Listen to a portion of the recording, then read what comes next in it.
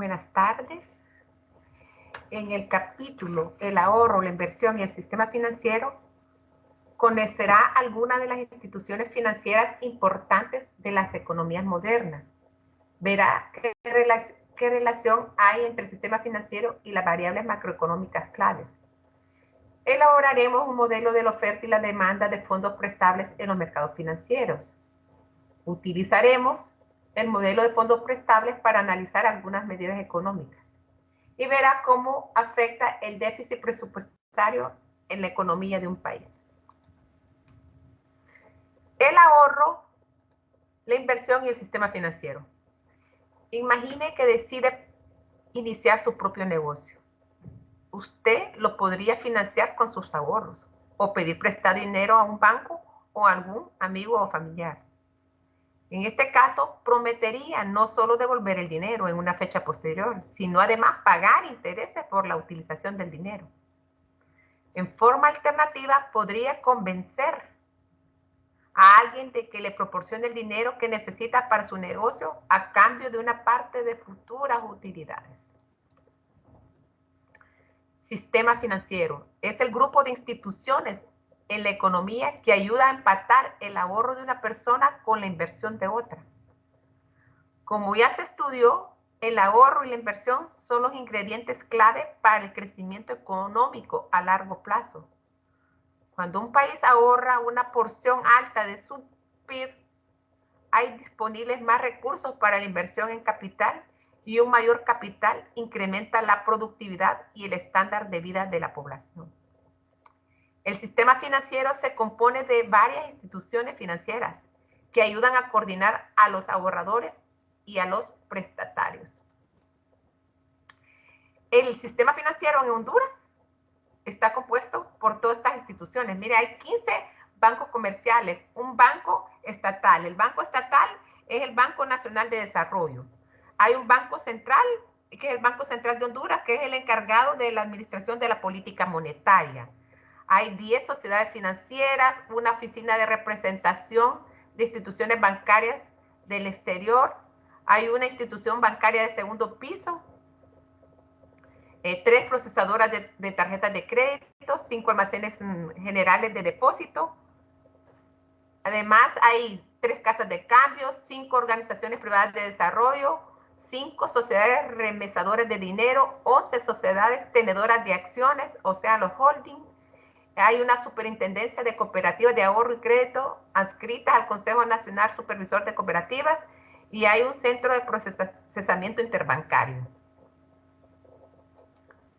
Sistema financiero. Las instituciones financieras se pueden agrupar en 2 categorías: mercados financieros e intermediarios financieros. Los mercados financieros son instituciones mediante las cuales una persona que quiere ahorrar le puede proporcionar fondos a una persona que quiere pedir prestado. Los 2 mercados financieros más importantes en nuestra economía son el mercado de bonos y el mercado de acciones. En el mercado de bonos, ¿qué es un bono? Es un certificado de deuda que especifica las obligaciones. Eso, mire, es un certificado de deuda que especifica las obligaciones del prestatario con el tenedor del bono. Un bono es como un pagaré, ¿verdad? Las características del bono. Aquí vamos a ver 3 características del bono. Una es el término de un bono, o sea, cuándo se vence ese bono. Algunos bonos tienen plazos cortos, como unos meses, mientras que otros tienen términos tan largos como 30 años. El gobierno británico incluso ha emitido un bono que nunca vence, llamado a perpetuidad. Ese bono paga intereses para siempre, pero nunca se reembolsa el principal. Los bonos a largo plazo son más riesgosos que los bonos a corto plazo, debido a que los tenedores de bonos a largo plazo tienen que esperar más tiempo para el repago del principal. Para compensar este riesgo, los bonos a largo plazo usualmente pagan tasas de interés más altas que los bonos a corto plazo. Segunda característica es el riesgo crediticio.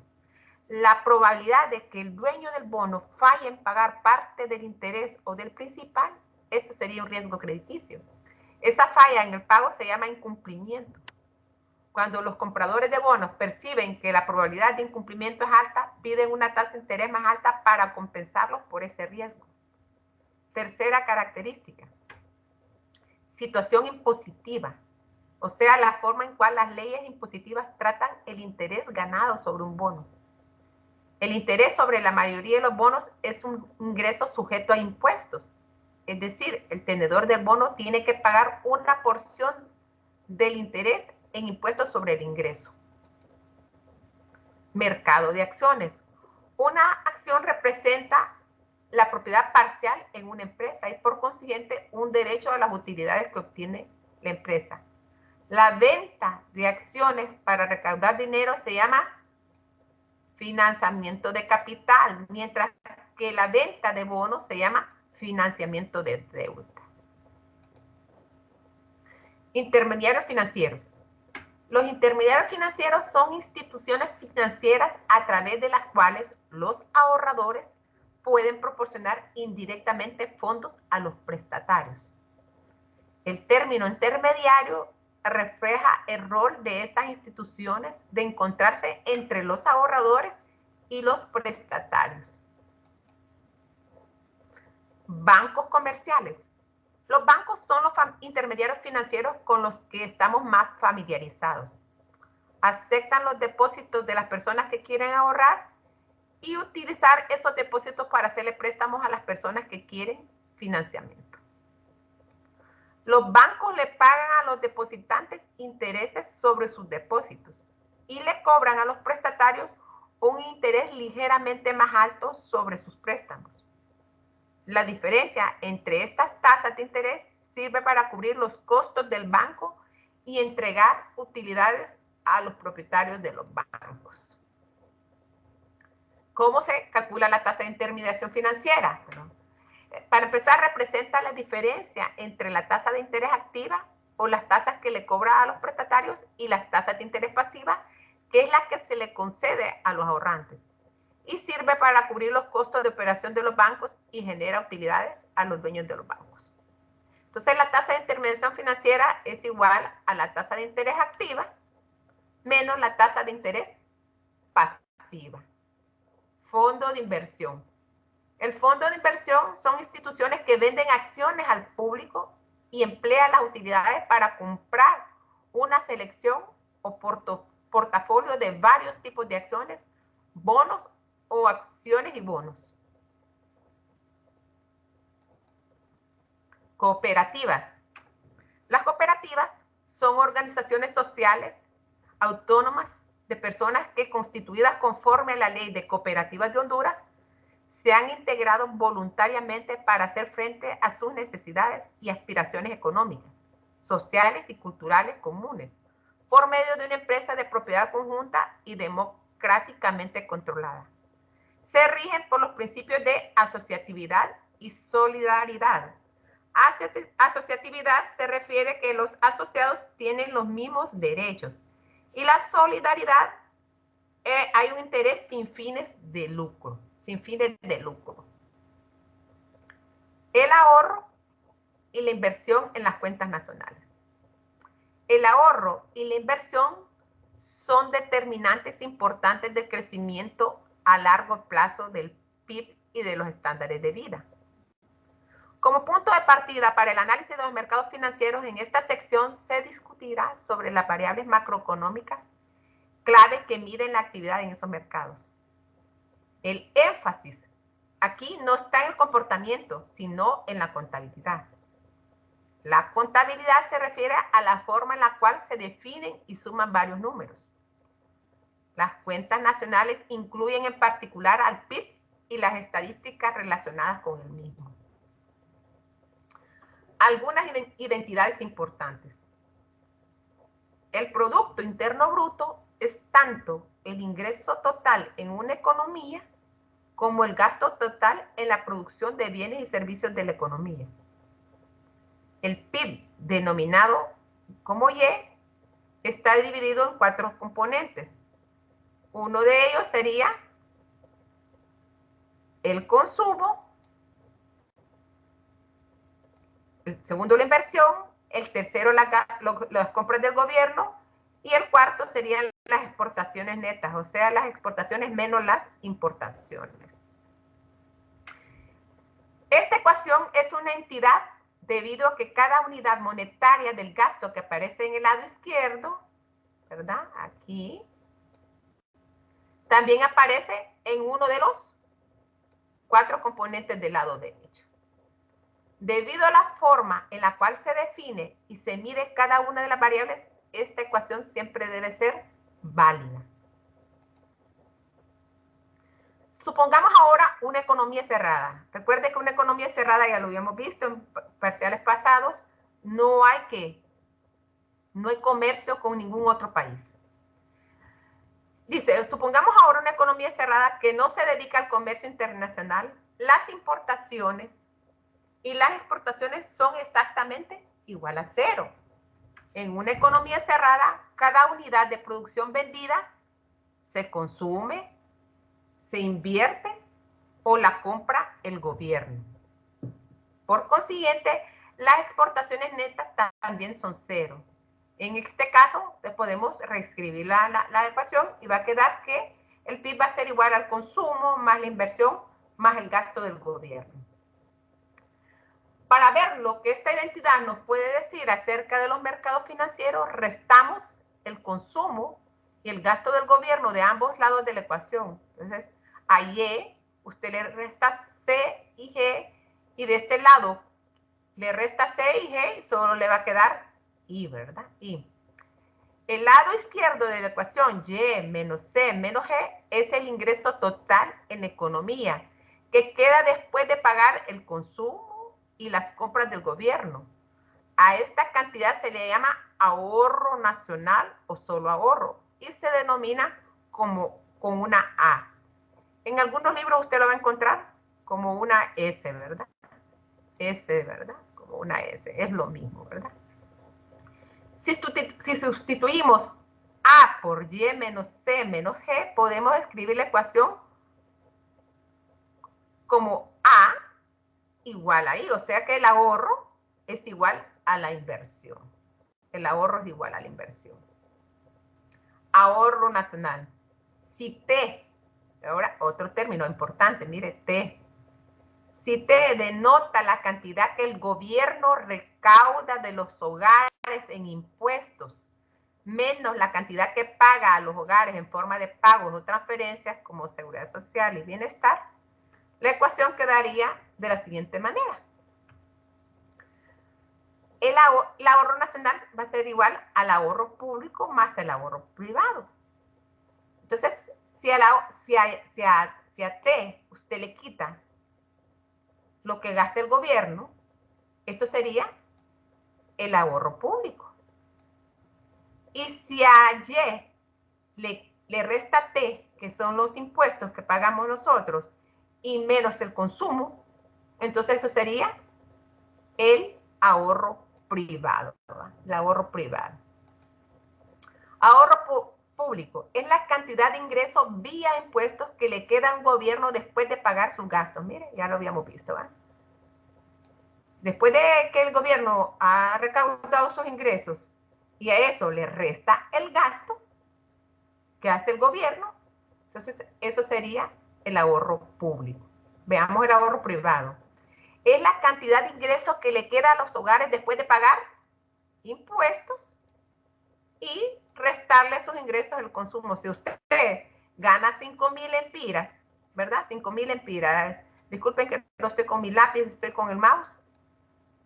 Pero a esos 5,000 empiras, ponga usted que paga 500 de impuestos y que gasta en consumo todo lo que puede gastar en un hogar, 3,500, usted tendría un ahorro privado de ¿cuánto? De 1,000, ¿verdad? De 1,000. ¿Por qué de 1,000? Porque si a 5,000 usted le quita lo que paga impuestos, le quedan 4,500. Si a 4,500 le quita 3,500, que es lo que usted paga en su consumo, en sus gastos, le quedan 1,000. Y eso sería el ahorro público. Bien, entonces estas ecuaciones son iguales debido a que a las 2T en la segunda ecuación se cancelan una con la otra. pero cada una revela una manera de pensar diferente acerca del ahorro nacional. Superávit y déficit presupuestario. ¿Qué le conviene a un país? Pues tener superávit. Pero nuestro país funciona con déficit presupuestario. Un superávit presupuestario es cuando hay un exceso de ingresos por impuestos sobre el gasto del gobierno. O sea, en este caso es que T es mayor que el gasto del gobierno. Si T excede al gasto, el gobierno tiene un superávit presupuestal debido a que recibe más dinero del que gasta. Este superávit representa el ahorro público. Oiga bien, este superávit representa el ahorro público. ¿Bien? Pues lo contrario sería el déficit presupuestal, ¿verdad? Lo que recauda el gobierno es menor a lo que gasta, que es lo que pasa aquí, que más es lo que se gasta que lo que se recauda. Dice que el déficit presupuestal es insuficiencia del ingreso por impuestos con respecto al gasto del gobierno. Si el gobierno gasta más de lo que recibe en ingreso de impuestos, entonces el gasto es mayor que los impuestos. En este caso, el gobierno tiene un déficit presupuestal. Y el ahorro público, mire, es un número negativo. O sea, que no hay ningún ahorro, hay un desahorro. ¿Va? Mercado de fondos prestables. Es el mercado en el cual quienes quieren ahorrar ofrecen fondos y quienes quieren pedir prestado para invertir demandan fondos.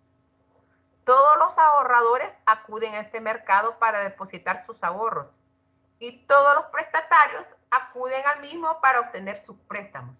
Por consiguiente, el término fondos prestables se refiere a todo el ingreso que las personas han decidido ahorrar y prestar, en lugar de utilizarlo para su propio consumo y al monto que los inversionistas han determinado pedir prestado para fondear nuevos proyectos de inversión. En el mercado de fondos prestables solo hay una tasa de interés, que es tanto el rendimiento del ahorro como el costo de pedir prestado. Oferta y demanda de fondos prestables. El mercado de fondos prestables, lo mismo que otros mercados en la economía, está regulado por la oferta y la demanda. Por consiguiente, para comprender cómo opera el mercado de fondos prestables, primero veamos las fuentes de la oferta y la demanda en el mercado. La oferta de fondos prestables proviene de las personas que tienen algún ingreso extra que quieren ahorrar y prestar. Estos préstamos pueden ocurrir directamente, como cuando un hogar compra un bono de una empresa, o pueden ocurrir indirectamente, como cuando un hogar hace un depósito en un banco que a su vez utiliza los fondos para hacer préstamos. En ambos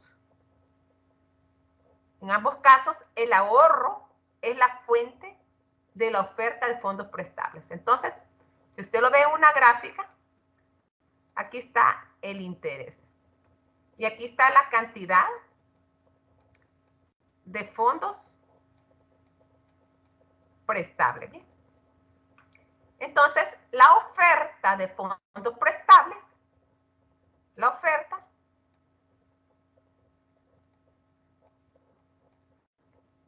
sería esta, la oferta de las personas que tienen algún ingreso que quieren ahorrar o prestar. Entonces, el ahorro es la fuente de la oferta. Entonces, el ahorro aquí es igual. Esto sería el ahorro.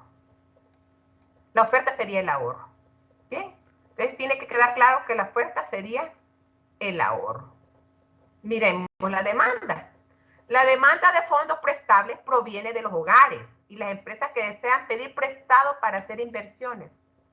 Una demanda incluye a familias que solicitan hipotecas para comprar casas nuevas.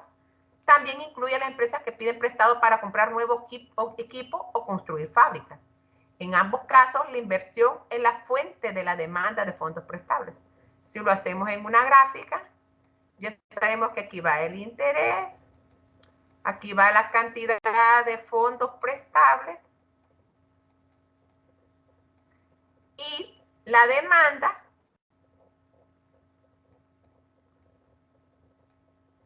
dice que en ambos casos, dice, la inversión es igual a la inversión.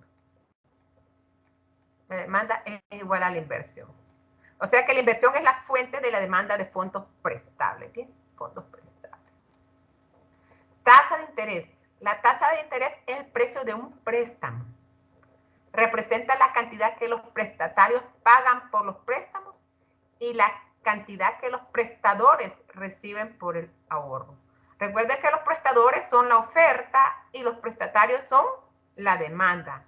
Los que piden prestado son la demanda y los que tienen el dinero para ahorrar son la oferta.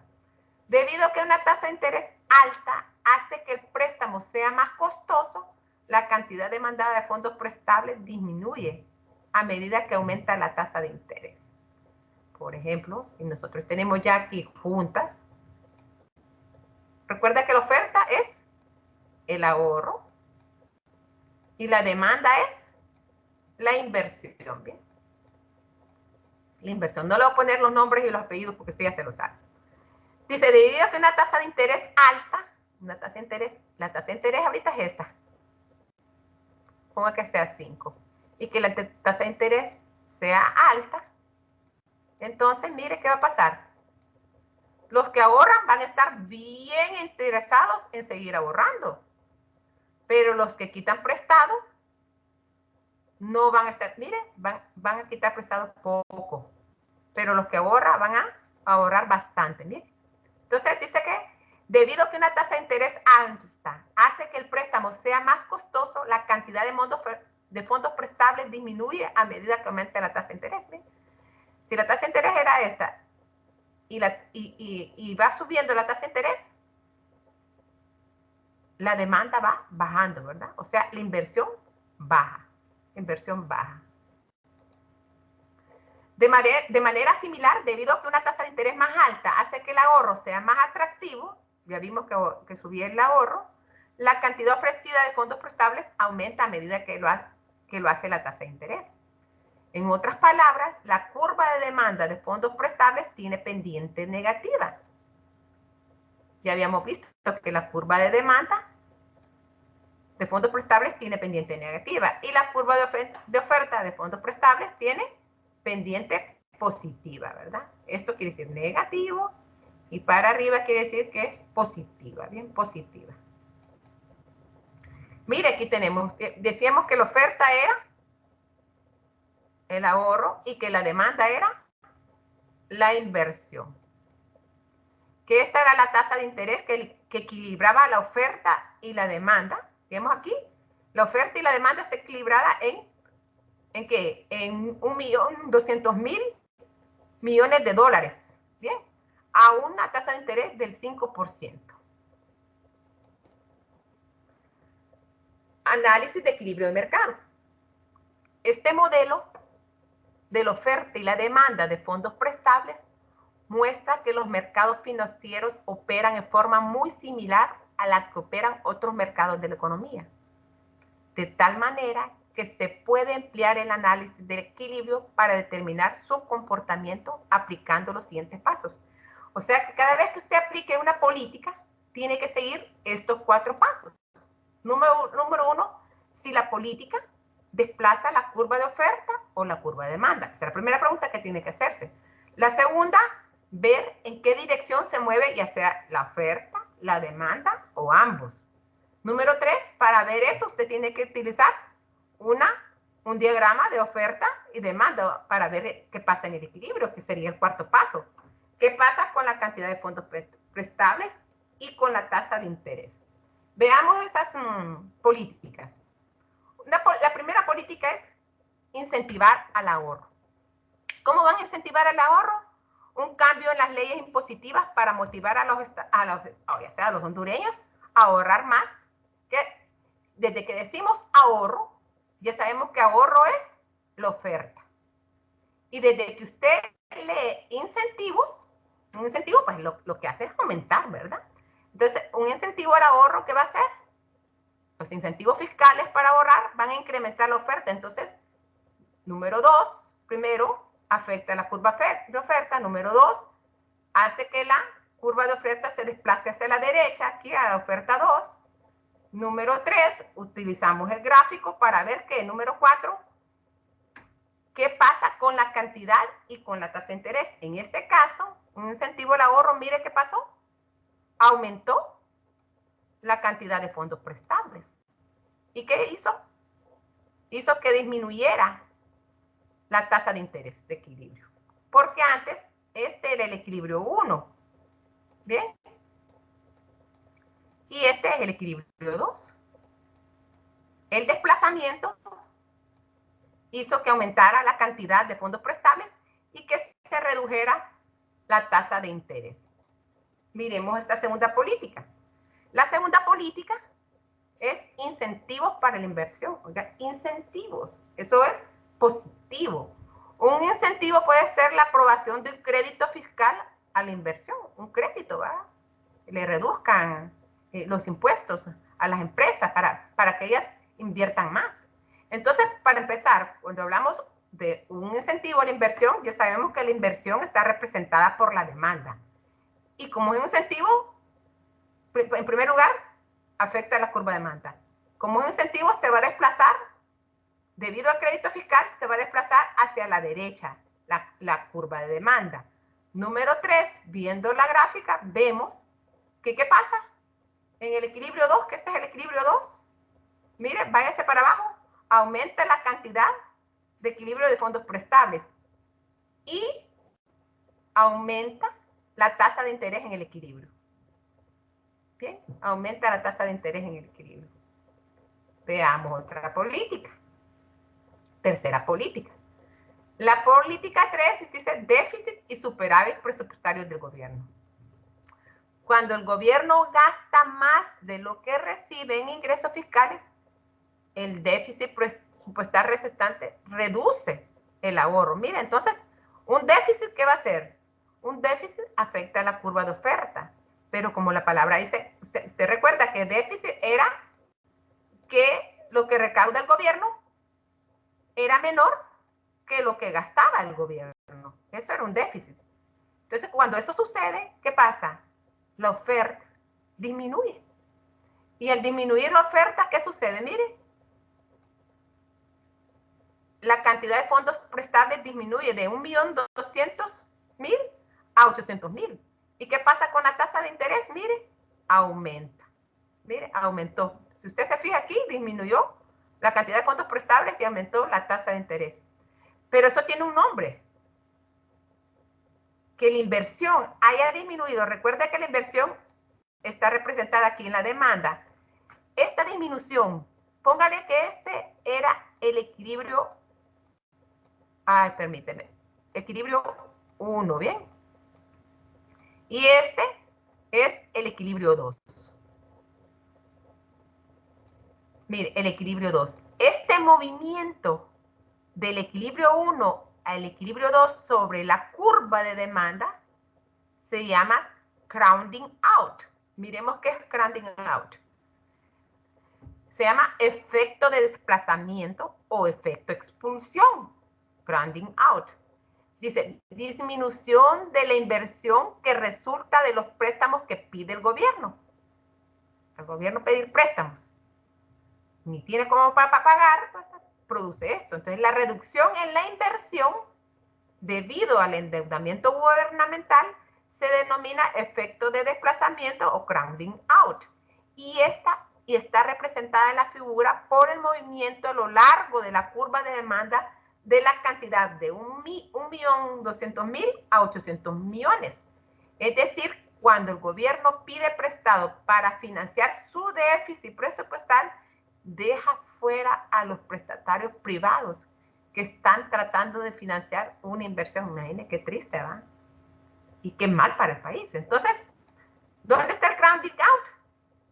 En esta curva de demanda, pasar de E1 a E2, o sea, pasar de 1.200.000 a 800 millones, eso se llama crowding out. ¿Y qué hace un crowding out? Mire, cuando el gobierno reduce el ahorro nacional debido a un déficit presupuestal, la tasa de interés aumenta y la inversión disminuye. Y debido a que la inversión es importante para el crecimiento económico a largo plazo, los déficits presupuestales del gobierno reducen la tasa de crecimiento de la economía. Bien, eso es todo con este capítulo. Yo que espero de ustedes, espero ahorita preguntas, ¿verdad? Para yo poder responderles.